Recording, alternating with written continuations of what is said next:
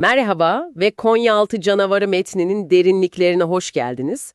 Bugün Antalya'da geçen kurgusal ama oldukça sarsıcı bir polisiye hikayeyi inceliyoruz. Evet, elimizde 27 cinayet işlemiş bir seri katil ve bu zorlu davanın peşindeki başkomiser Doğan var.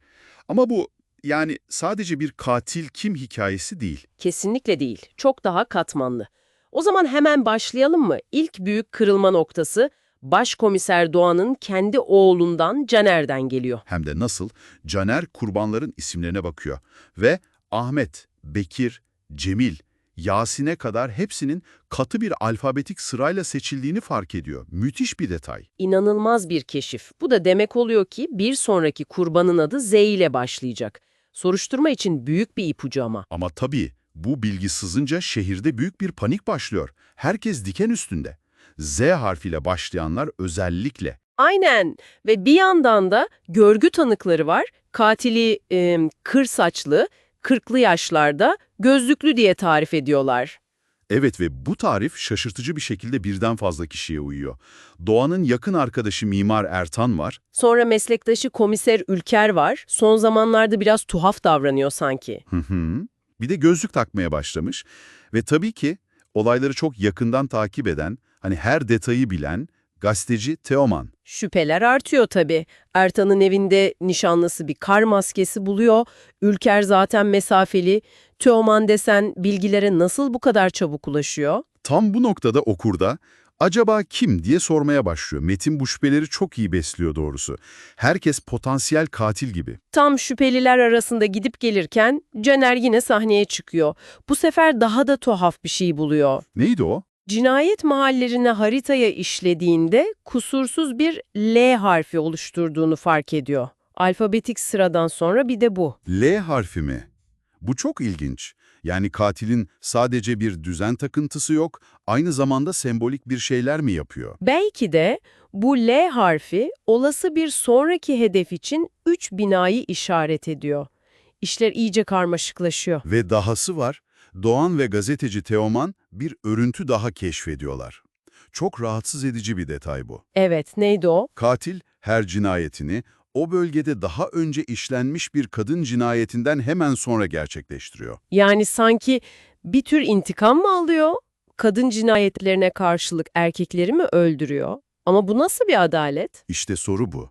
Kendini bir tür adalet savaşçısı olarak mı görüyor, yoksa bu tamamen çarpık bir zihnin ürünü mü? Ahlaki olarak çok tartışmalı bir nokta. Tam bu sırada Teoman bombayı patlatıyor. Doğan'a gidip inanılmaz bir şüphesini söylüyor. Neymiş o şüphe? O katil tarifi ve özellikle görgü tanığının bahsettiği kaş kenarındaki o belirgin ben, Doğan'ın eşi Ayça'ya uyuyor. Ayça mı, kendi eşi mi? Bu korkunç bir durum Doğan için. Evet, Doğan eşiyle yüzleşmek zorunda kalıyor ve Ayça konuşmaya başlıyor. Derin bir çocukluk travması ortaya çıkıyor, annesine uygulanan şiddet Hı hı. ve sürekli anlattığı garip bir masal, Lilliput ile Lucifer. Bu masal L harfiyle ve Ayça'nın zihnindeki karanlık düşüncelerle bağlantılı gibi. Travma ve fantezi dünyası iç içe geçmiş yani. Çok tehlikeli bir karışım. Bu sırada Mimar Artan da kritik bir bilgi veriyor. Hedefteki o 3 binanın mimarı kendisiymiş ve binalar arasında gizli bir geçit biliyormuş. Vay canına. Peki sonra? Eski eşi Funda da o binalardan birinde yaşıyor. Onun aracılığıyla Z harfli potansiyel kurbanları araştırıyorlar ve bir isim öne çıkıyor. Zühtü Bey. Karısına sürekli şiddet uygulayan biri. O zaman hedef Zühtü Bey. Polis de hemen bir tuzak kuruyor tabii. Ertan içeride Zühtü ile birlikte. Ama operasyon planlandığı gibi gitmiyor. Ayça bir kadın polisi etkisiz hale getirip üniformasını giyiyor ve Zühtü'nün dairesine sızıyor.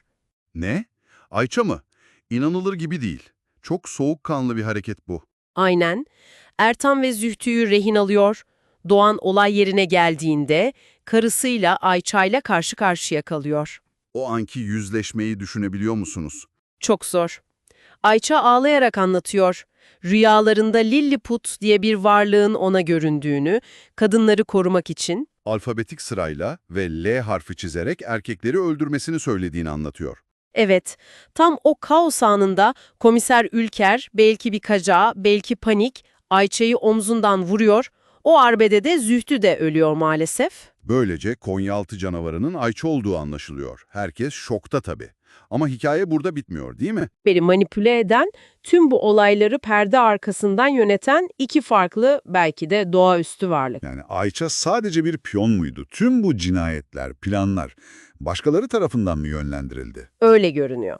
Ve bu varlıklar işleri bittikten sonra yeni bir şehre, yeni bir oyuna doğru yola çıkıyorlar. İnanılmaz.